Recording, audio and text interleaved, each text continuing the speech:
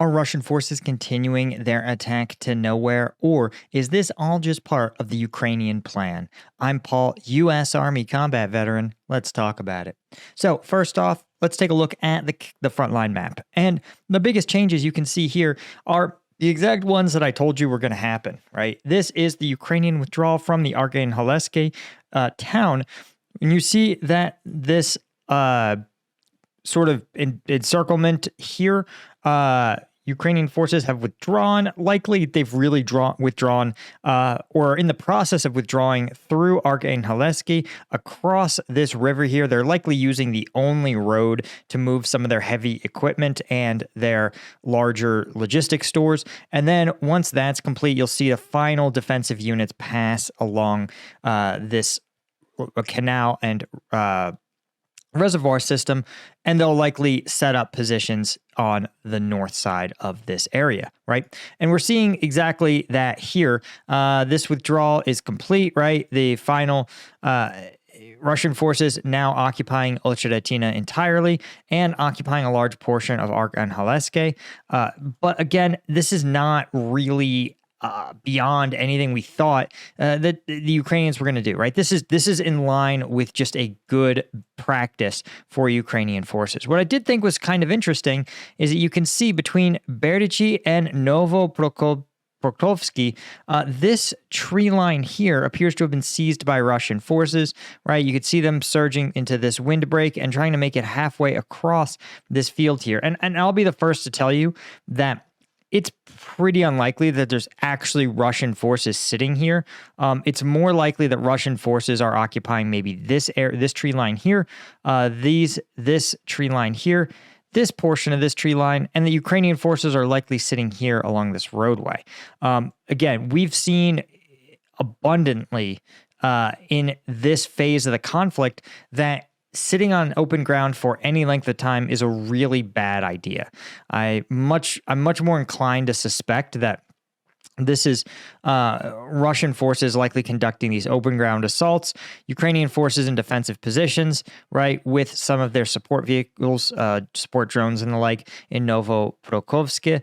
And they are likely just having drones sort of hit the Russians as they make these absolutely eye-wateringly poorly thought out open field assaults. That's what I think we're seeing here. But Russian forces are also making some other moves across the front line. You could see, look into the south here near Umansky, right? Remember, here's Orlivka. This was kind of the southern end of what for several weeks was the Ukrainian line, Orlivka, Semenivka, Berdichi. You could see that Russian forces are trying to make some kind of moves here.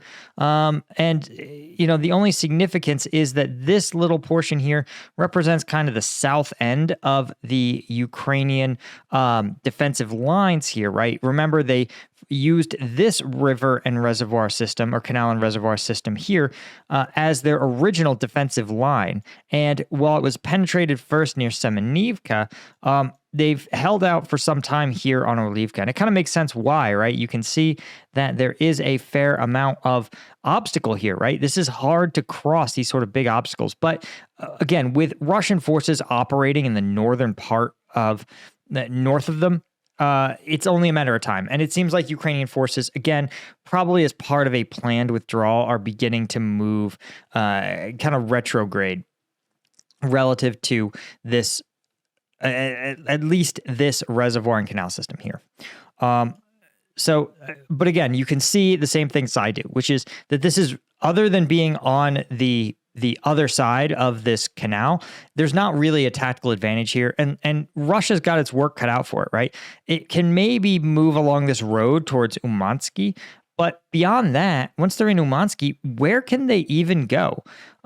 They're going to have to charge across big open fields. It's going to be a really tough time before they can get to any kind of objective, right? They can't just rush up into this water, right? What are they going to do? Go for a swim?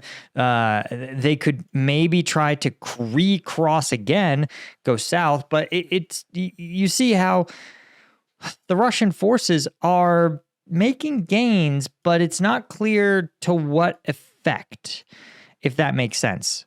Right. And that's kind of the question mark here, is that, yeah, you got to exploit a breakthrough and sometimes seizing territory is seizing territory, but not all terrain is created equal in this conflict. And empty fields are really not something you want to fight tooth and nail and make big sacrifices for. In fact, a lot of the cooler heads, including a lot of analysts at the Pentagon, criticized Ukraine for defending Bakhmut so rigidly, right? They said, listen, you cannot spend real lives to defend a symbol, which is what Bakhmut had become. And you certainly don't want to see Russia spending real lives to take what amounts to nothing, right? But they will, and the Ukrainians will happily inflict casualties, because remember, when you're the defender, it's much easier to preserve your combat power, right? It's the attacker who has to leave their entrenched positions, advance, in this case, across open ground, and in the process, of course, get pretty tore up if any of the leaked videos are to be believed. Now, guys, if you have a challenge ahead of you and you're like, man, I think this is going to tear me to pieces. Maybe not literally. I hope not. But, listen, we've all had those work days where you wake up, your boss tells you that, one gives you that, hey, buddy, we need you to do this. And you go, man, my day is screwed. Well, I've got something to give you the energy to make it through. This is Strike Gum. Strike Gum is, of course, 90 milligrams of caffeine, 100 milligrams of alpha GPC in a delicious, sugar-free mint gum, right? This pack contains all the caffeine of 5 energy drinks. But you can put it in your desk, in your gym bag, in your pocket, right? Chew it when you need to keep your energy going, right? Better than an energy drink, right? You don't have to carry around a can. You don't smell like Red Bull, which is just gross. There's no sugar, so you're not going to screw up your diet or your macros. It's superior in every way. Inspired by my time in Afghanistan when they didn't have these things and I had to drink gross energy drinks on patrol. It was horrible. Anyway, go to strikegum.com to pick yours up. That's where we've got all the discounts. But if you're on Amazon, you can just go to amazon.com, search Strike Gum, and pick some up. Thanks to the dozens of people who've left us 5-star reviews. That makes a tremendous difference for us. And it really communicates to other folks on Amazon who maybe aren't fans of the channel, so they know, hey, this is some real deal, military grade, awesome stuff. So thank you guys. Check us out, strikegum.com or on Amazon. Now, one of the things that I wanted to discuss is that even ISW is sitting there kind of scratching its head when it comes to figuring out what on earth the Russians are doing. They say, yes, even ISW concedes, yes, this breakthrough near Avdiivka has been a notable tactical advance, which I think is lowballing it, right? Like, this was a real crisis situation for Ukraine. And it's dismissive to the Ukrainian soldiers that Ukraine poured into this to contain it, to call it anything other than a notable tactical advance, right? It could have been an operational breakthrough, but the Ukrainians managed to stop it cold. But the Russian 132nd Motor Rifle Brigade has in fact raised the flag in Arkhangelsk, as we talked about. But while the seizure of Arkhangelsk also indicates, of course, Russian control of Karamik and Nolokaviova, which sort of we know, the Ukrainian forces, again, May 3rd, 2 days ago, we saw Ukrainian forces withdraw from Arkhangelsk. So again, it's less about the Russians seizing it and more about the Ukrainians realizing that this is not the town they want to fight in, right? They do not want to fight. You see, they don't want to fight with this obstacle at their back, right? Because the Russian artillery can destroy a bridge just as well as Ukrainians can. And what they don't want to be is in a situation where they're fighting in Arkhangelsk and then they find, oh no, our withdrawal route has been cut off. So instead they say, listen, let's withdraw on our own terms while this bridge is intact and then blow the bridge behind us. Very, very standard military retrograde operations. Now, the one Russian mill blogger says that this seizure of Arkhangelsk was an elaborate flank with Russian forces coming in from Ocheretina and Karamik and this whole thing. And it's all very well and good, but as ISW points out, it's not really clear what the ultimate objective is, right? Russian forces are just exploiting a vulnerability, right? They are exploiting a place where they think the Ukrainians are vulnerable, which is, again, militarily a sound thing to do. But the question is, did this come at a cost of a larger Russian effort? We've talked about the fact that Russian forces are likely to want to seize Chasiv Yar.